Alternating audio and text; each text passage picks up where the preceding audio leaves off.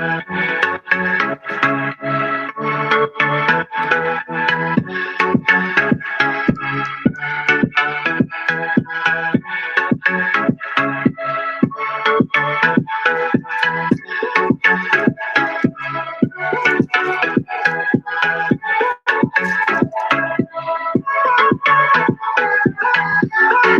everyone, welcome back to our 11th episode of Heroes Manufactured Live. And today we've got a great show for you with Andy Stanleigh from AH Comics. Andy's going to come on board right now. We're going to bring him in and we're going to get right to it with Andy and find out more about AH Comics. Hey Andy, how's it going? Good, how are you going? Great. Yeah, keep him busy, man. We're just good having you on the show from last week's reunion episode there with Heroes Manufactured with Shane Christianblad and also with Philip Moran, our new host for the Heroes Manufactured Creators Unleashed show. So yeah, man, how's living under COVID been for you so far? Living under COVID's been not terrible. I've been keeping busy, doing lots of work around the house that I wasn't able to get to before. Still working full time from home, so I mean, you know, the workload and everything hasn't stopped. Just not going into the office at all. So, but yeah. No, I mean, listen, keeping busy. You do some incredible work over there. I mean, the fact that you're a family man, you've got your full-time job, and you're doing AH Comics, which we're going to get into shortly about. But yeah, I mean, we have like a bunch of I have a bunch of questions for you. I mean, kind of since and this is just outside of the whole Heroes Manufactured thing, outside of what we did last week and what we touched on.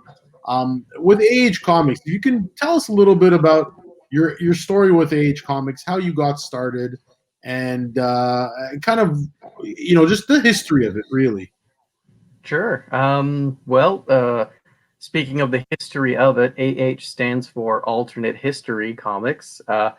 Started the company basically as a vehicle to publish our first series, which was Titan and Alternate History, which was a graphic novel about a character who is reincarnated through thousands of years of history and keeps trying to take over the world. So that was that's how we started the company, was with that title. And that's this image right here we have, right? Yes. Yeah. That's kind of like I know that the cover's got some really impactful. I mean, honestly, when I saw it at first, and we'll get back to that image shortly because I do have some questions about Titan. But when I saw that originally on the shelf when I first met you back in I think it was 2015 when we actually met before we started shooting.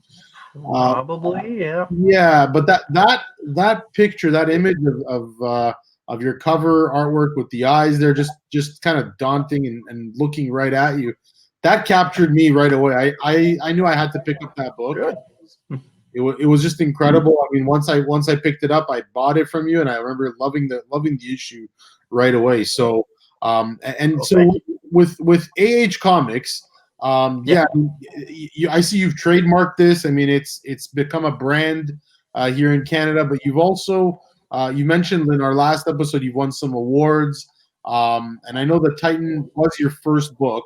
How did Titan open the door for you?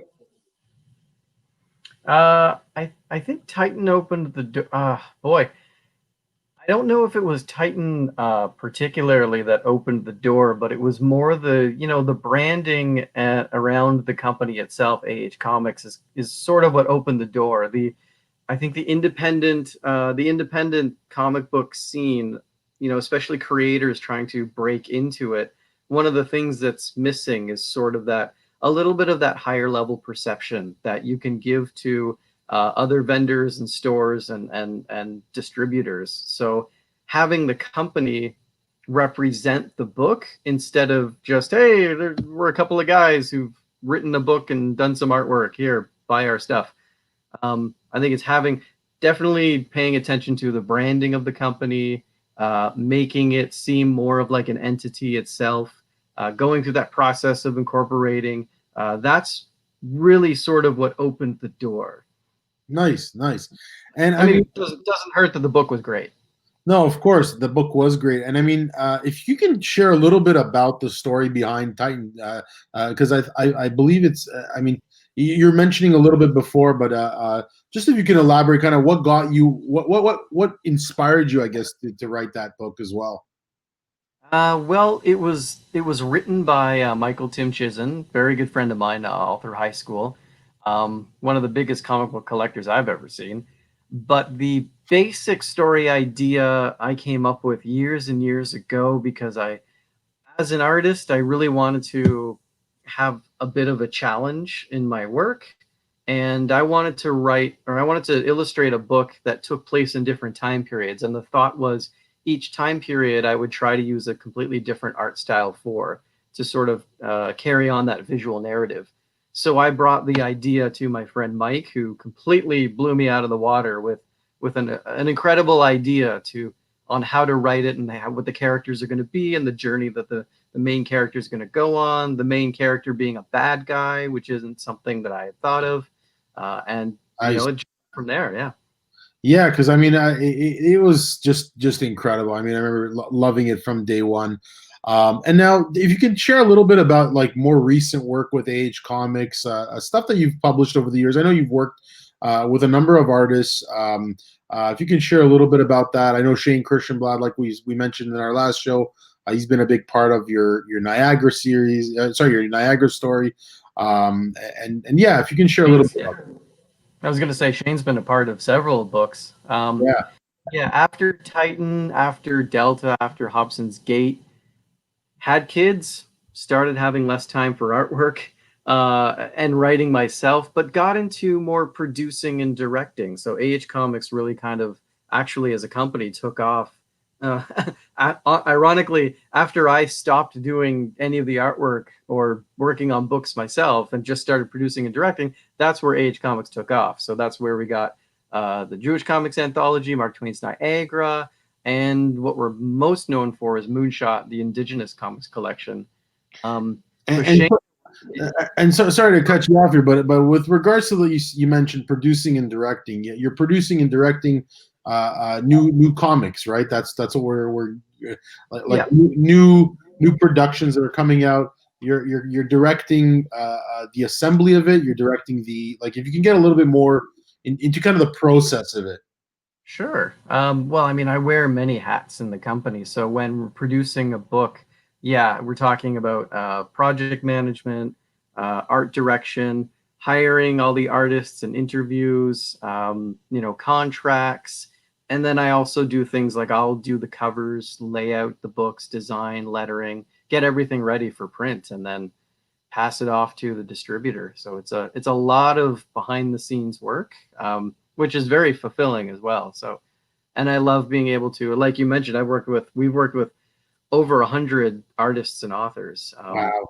Yeah, No, it's. I mean, that's quite impressive in terms of also dealing with a library of great work, like whether it's writers, artists, designers, layout people, right? Like a lot of that is, working with guys like Alfonso, for example, from Studio Comics. That he was on our show a few weeks back. Like these are different.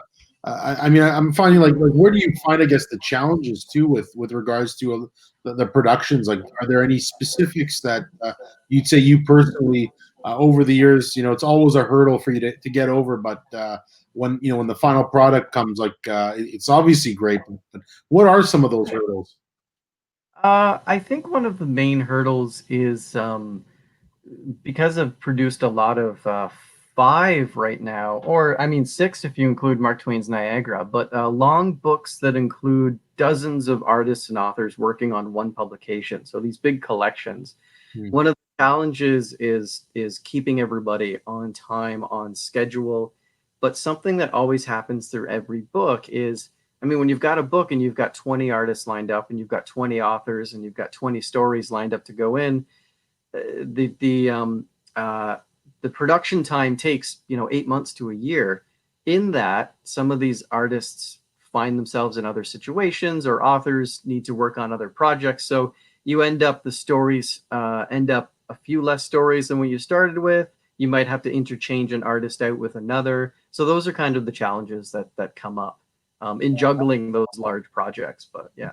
And do you ever notice major creative differences sometimes with artists that where you feel that they have a much different vision from what you originally had spoken to them? Just wondering, because I've seen that with other publishers before, and I've seen that Right. with people are butting heads, right? I've seen it, but I haven't experienced it as a writer and artist myself. It's always about being open, communicative, and letting the artist have the freedom to interpret it themselves. So usually when we're interviewing and I'm looking at portfolios of artists, I'm always looking with a specific story in mind. I've got story A written by X author. So I tell X author, we're going to be interviewing artists, and this is kind of the visual style that we're thinking of. What do you think? And so it's very collaborative that way. So the writer gets input on how they see it visually, and then we give the script to the artists themselves and say, this is the story. What do you think? And then the artist, if they like it, if it's their jam, they'll come on in. Sometimes they'll do some, yeah. So it's always a very collaborative process. We don't let any one person say, nope, this is the way it is, and that's all it is. It's not. And I noticed that's one thing I've actually I have to commend you for, because I've seen how you operate versus other small publications and small publishing houses that sometimes really have a demanding kind of chief executive or just director in general, because a lot of times they have a vision, they want to keep it a certain way. And I've noticed that, like, when you collaborate, a lot of the artists that come out to the shows with you, they have their own voice. They have their own voice in your story. And so how I guess, that being said, do you ever have certain people who are on a project that may not want to work with someone else on that same project due to association or things like that, like little weird? And I'm not just saying that necessarily with you, but have you seen that in the industry? Because it's something that I've seen and noticed, and I don't mean to pry in that sense, but I'm trying to understand. Sometimes this industry, I've noticed in the past few years, there's always quarrels and things like that. And it's nice to see how people are handling that. You know what I mean? Well, I mean, yeah, I mean the industry, especially the Canadian independent comic book industry and the industry at large as well. I mean, I've worked with artists, all across the world. And oh yeah, when you're talking about a community of hundreds of creators, there's, every now and then you encounter somebody, especially people who've been around for a long time, are like, no, I don't want to work with them because because of they have a reputation of this, or we had a feud in the years past and I'm just not comfortable working with them. And it's perfectly fine. And the reason I ask is that, I mean, you've obviously, you've shown, both in art film and in many other ways, that you've been able to hold up this company in quite a nice way, in collaborating with so many other artists and illustrators out there. It's absolutely great. So I really commend you for that. Incredible work that you're doing with AH Comics and the team that you guys have put together. Now, going into some of the projects, back to that original question, but if you can tell us a little bit about some of these projects here. I mean, this is one project specifically, correct? That's one. Yeah, that's Delta from the River Pilots. So that was the second book that we ever did, which was a really interesting collaboration with the River Pilots, who are a 4-piece instrumental quartet from Toronto. And they had a 16-track album, which was their second studio album. Yeah, I mean, when you sell this, you sell it with a CD, right? That's right. It comes with it comes with the CD. I mean, back in the day, it came with the CD. Now it's a link for MP3s. And yeah, so the story itself is more of like an abstract dream sequence from beginning to end, and each page in the 16-page book corresponds to one of the 16 tracks on the album. So it was a very different kind of project, but really, really fulfilling and interesting to work on. Very artsy, very creative, which ended up being shortlisted for a Juno nomination for Best Design. Yeah, which was great. Didn't get the actual nomination, but we got on the short list, which was an honor in itself. Very impressive. And I mean, if I'm just looking at the visuals here right now, this is absolutely incredible. I mean, this is not just, Thanks. these aren't just comics. This is literally art. I mean, and I like, even when seeing Titan, and I'm going to go back to that image of Titan. I mean, again, it's, yes, it does have a comic book feel to it, but it feels like more than just comics to me when I pick up any book from AH Comics, and it feels more like an artistic exploration of a story, which is, I mean, to say that about comics, I can't not say that as well. But it just feels like you're taking us into another dimension, another world, another universe, which you don't typically get to explore in traditional comics. It feels very cutter a lot of times with superheroes these days, and to try and get away from that a little bit into more of an independent, unique feel. I feel like AH Comics definitely has that vibe going for them now. There's another, yeah, there's another book here, and this one right here, Trauma. I haven't even seen this one yet, so if you can tell us a little bit about this. Well, this one came out a while back. So this is book one of a three-part series, and book two and three I'm working on right now.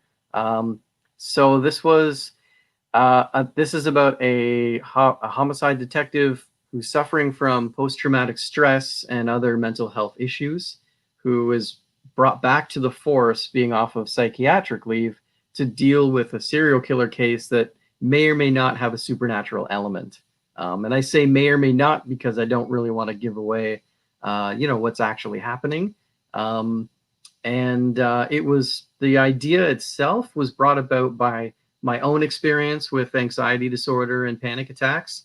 So throughout the book, if you can see there that the character has some writings and some journal entries. So throughout the book, every few pages, you see journal entry written by the main character. They're actually my own journal entries that I was taking when I was going through my own mental health challenges. Wow, no, very very strong imagery here. I mean, definitely incredible. Just again, a lot of that artistic paint. I mean, is it how did you, like, how did you create these images digitally, or were they a mix It's of? it's a mix, yeah. So it's hand drawn, inked, some painted, and then photographed or scanned into the computer, and then some more digital texture added to it after the fact. That's beautiful. I mean, I'm even looking right now at that one image there with the dog teeth, and at first I couldn't tell because it looked like a little silhouette of something, but I wasn't sure. And then, as you start looking at these images, they're really revealing even more to the story, and it's just incredible. And I love the journal handwriting there on the side. I mean, definitely stylistically, it feels more like, I guess, are these like diary entries, or Yep, they would. Yeah, I mean, akin to a diary entry or journal entry. Yep. Oh, very nice. Stylistically, visually beautiful. And so that kind of brings me into like the next story here. I love to check out Trauma, by the way. I definitely need to pick one up for myself there. But this one here, so the Niagara, the Mark Twain's Niagara. Yes. You can share a little bit more about this this collaboration as well.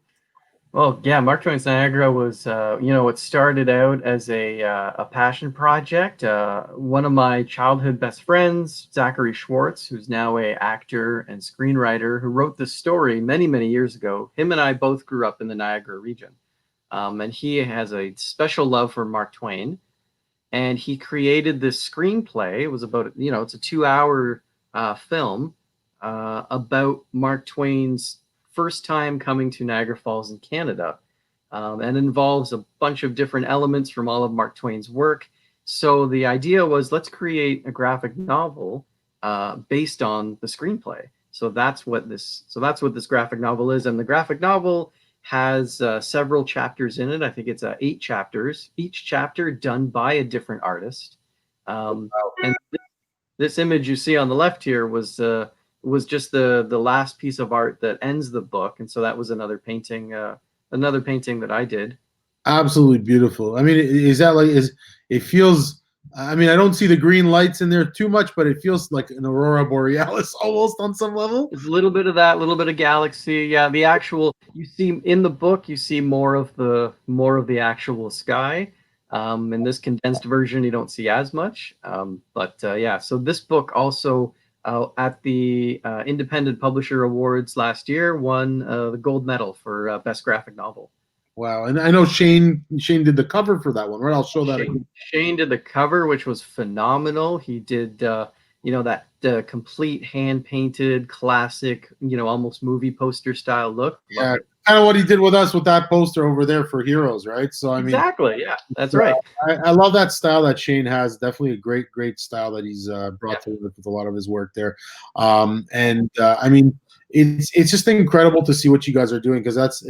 I mean, now again, does that story plays into the alternate history on some level? Does it have that kind of motif?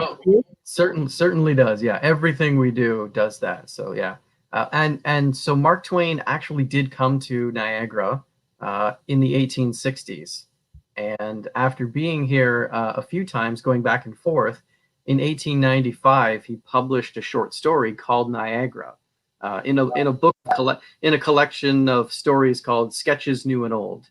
So it's sort of like a little known short story by Mark Twain. And so that's the basis for the graphic novel. No, that sounds absolutely incredible, and I mean, I'd love to check that out because I don't even think I have a copy of that one yet. I know all about it because you guys I've interviewed you about it and we've spoken about it so many times. But it's one of those books I'd love to pick up the next time we meet. And that kind of happy to give you one. Yeah, no, for sure. Also on Amazon and on Comixology. Oh, very nice, very nice. No, for sure. And then that brings me into this book here, Psy, which is part of the Jewish Comics Anthology, correct? Yep. That's volume 2 of the Jewish Comics Anthology. So yeah. And volume 1, I think, is just a white cover from what I remember with the name Jewish Comics Anthology. Yes. Yeah. So with this one, I mean, because that one, and I never had a chance to fully read. I've read some parts of the original Jewish Comics Anthology. Did the first one have a lot of sci-fi into it, or was it less? No, the first one was a little different. The first one was about 40 stories, and half of the stories were, reprints, republications from other work that other creators have done over the past decades, and then half the stories were brand new. But this book, Volume 2, was all 18 completely original stories, but still ones based on old ancient folk tales and myths from Hebrew culture, reimagined as sci-fi visions of the future. So that's the running theme for every story in this book. So, oh wow, that's just incredible. And I mean, I know that in the first book you had like Stan Lee in it. We mentioned last week. Yep, that's right. Yep. I think you had some work from Ty Templeton in that one as well, right? Yeah, and Ty Templeton in Psy as well. So. Oh wow, so he did volume 2. Yeah, so Ty wrote and illustrated a story for that one. I mean, Shane, David Mack, and a slew of other 18 authors and 18 artists worked on volume 2. And yeah, and that also brings you to Moonshot, because I know I don't have an image here for that, but with Moonshot, you do. Maybe you have a copy there. Let's see. Oh, there's volume 1. Yeah, that's volume 1, and it's and there's volume 2. Yeah, so guys, definitely check out Moonshot. Oh wow, volume 3. Oh wow, I didn't know that you guys actually released the volume 3. See, I mean, volume 3 is out. Yeah, volume 3 is actually now published by Inhabit Media under their Avani banner.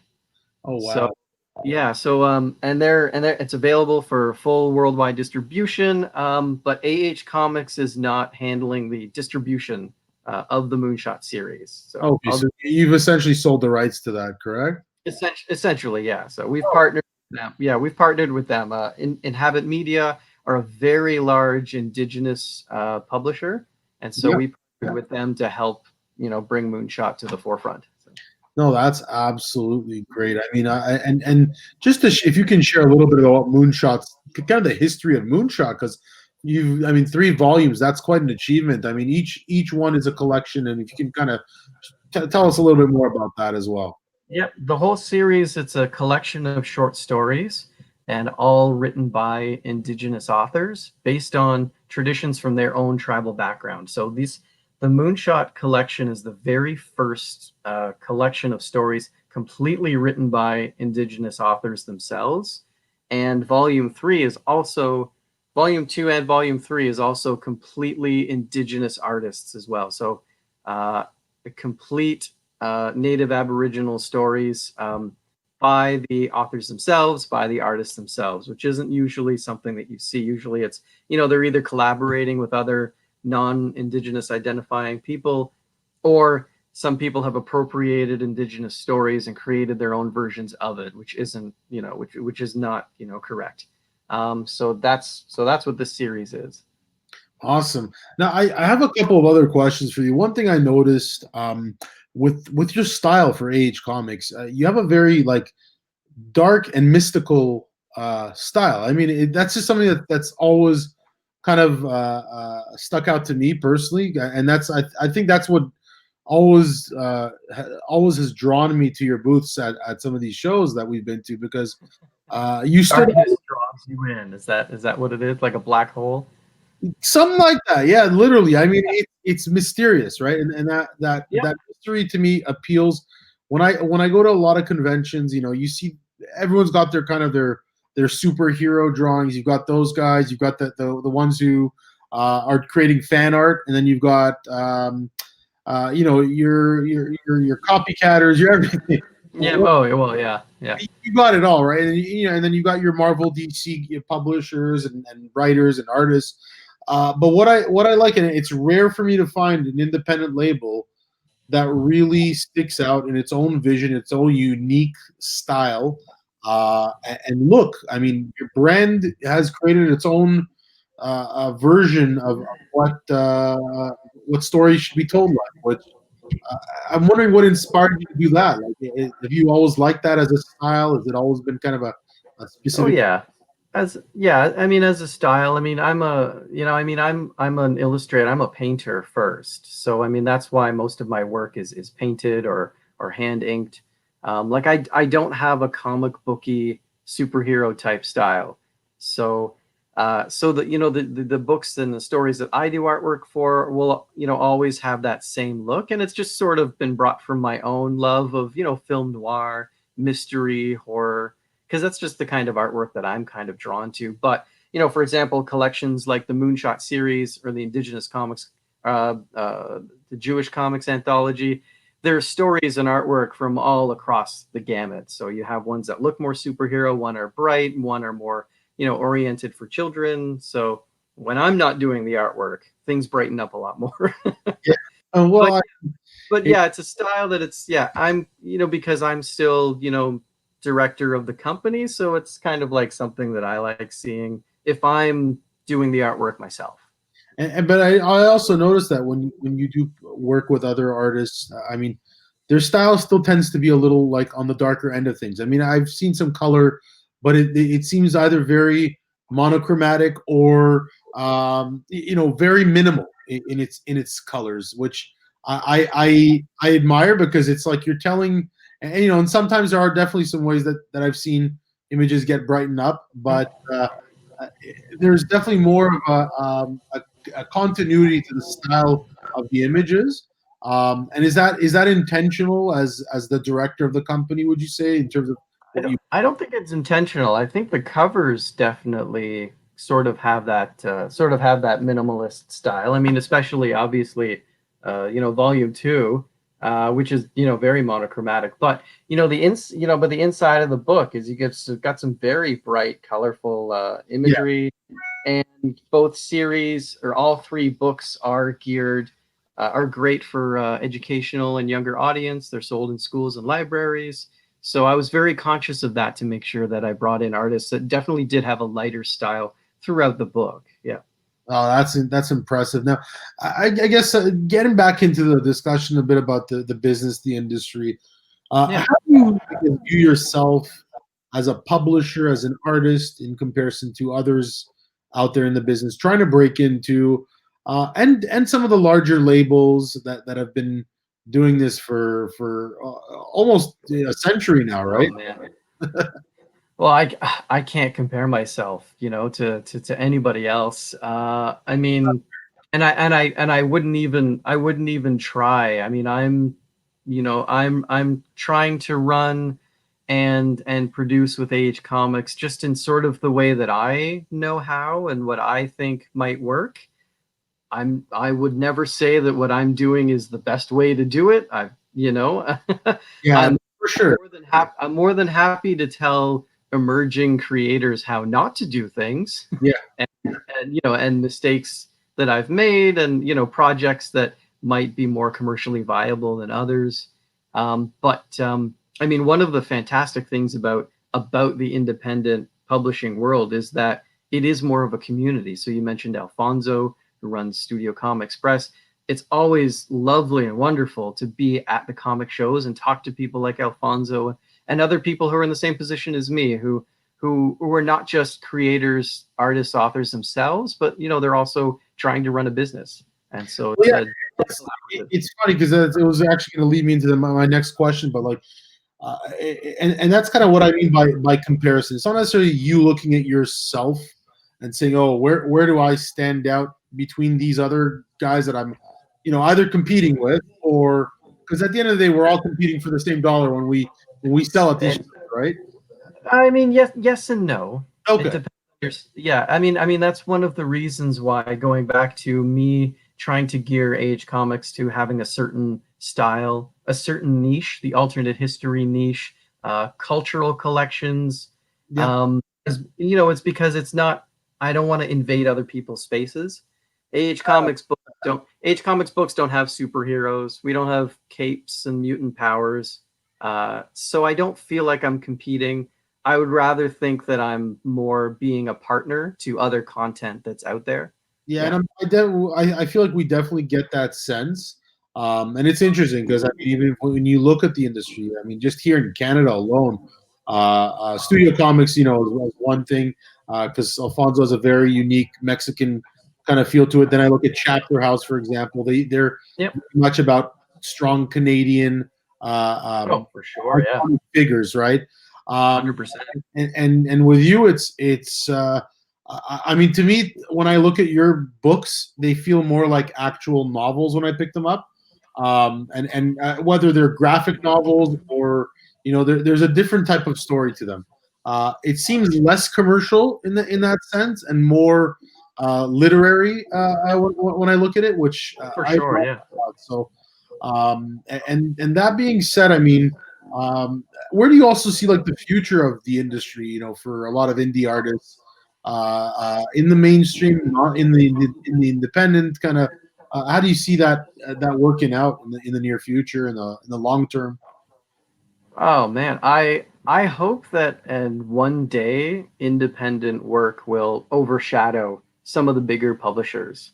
Um, and I mean that may come because the word superhero fatigue started to come around, sort of the tail end of the Marvel movie pantheon, which was absolutely wonderful. But I think, yeah, they were pumping out a lot, and there may be, I don't know. It's just sort of my own intuition that I would hope that you would start to see more people purchasing the independent works and being more excited about seeing the independent books coming out, because it is something different than you see, day to day. Your Spider Mans, your Batmans, your X Men, Yeah, your Avengers. Yeah. So, and it's um, funny because a lot of times, even these big Marvel movies and big Marvel books, they get inspired off of independent work such as your work, right? Like when I picked up your work, I remember looking at it. I was like, this kind of reminds me of Frank Miller, like like 300 style, but not so much his typical illustrations from back in the Marvel and DC days, but more so the newer stuff. And it's interesting because like your visuals have a very cinematic feel to them.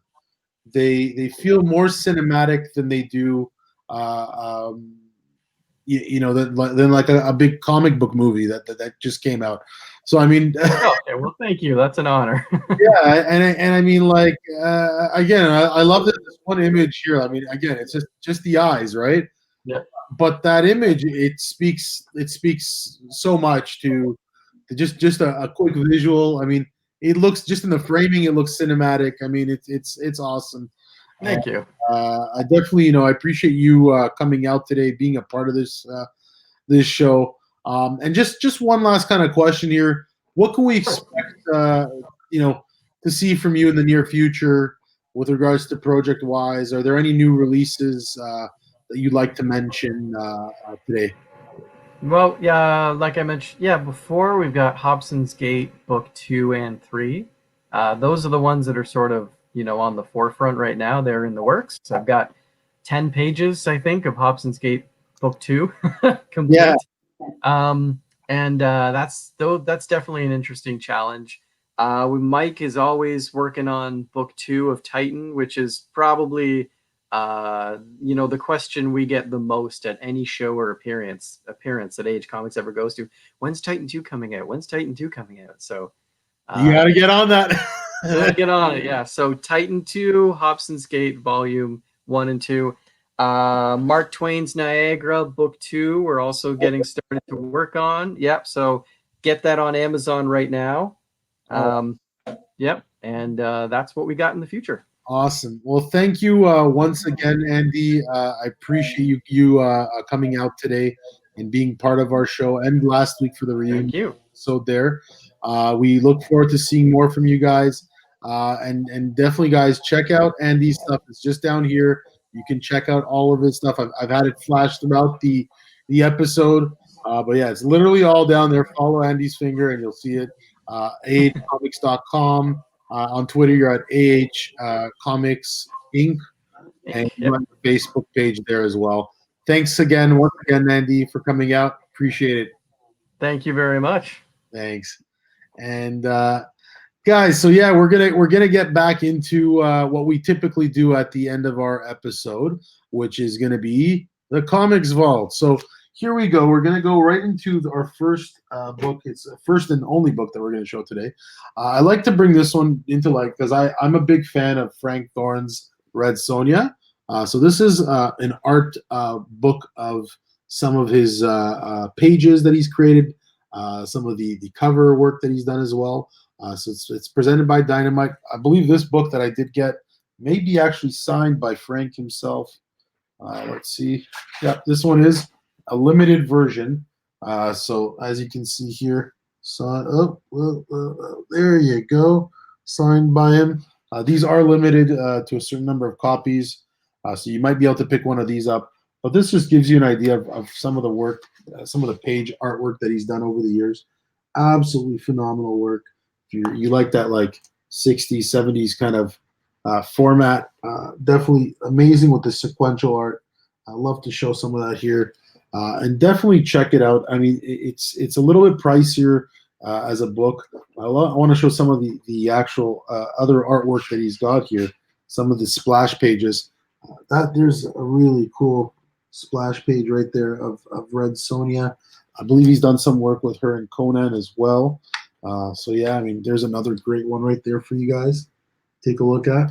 But yeah, definitely check this out. Well worth it.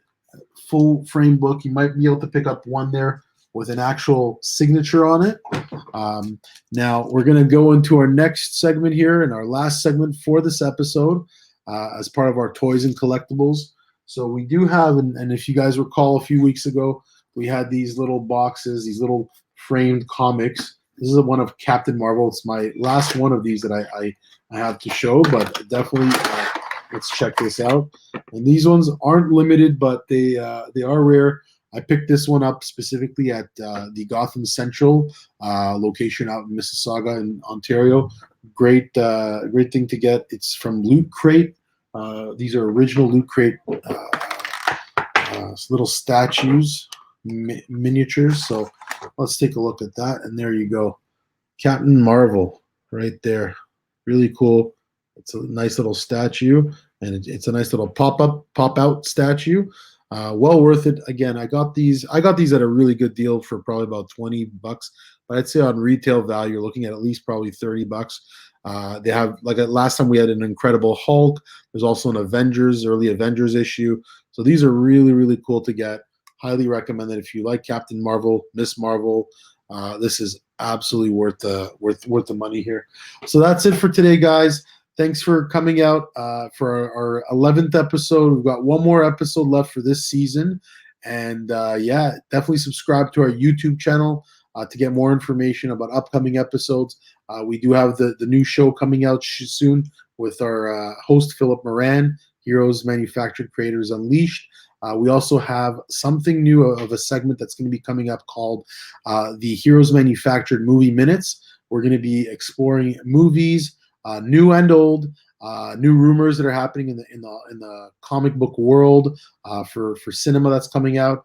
So that's going to be hosted by Philip Moran and myself. We're going to be working on that together, and we do have some other announcements of other co-hosts that are going to be coming onto the show as well.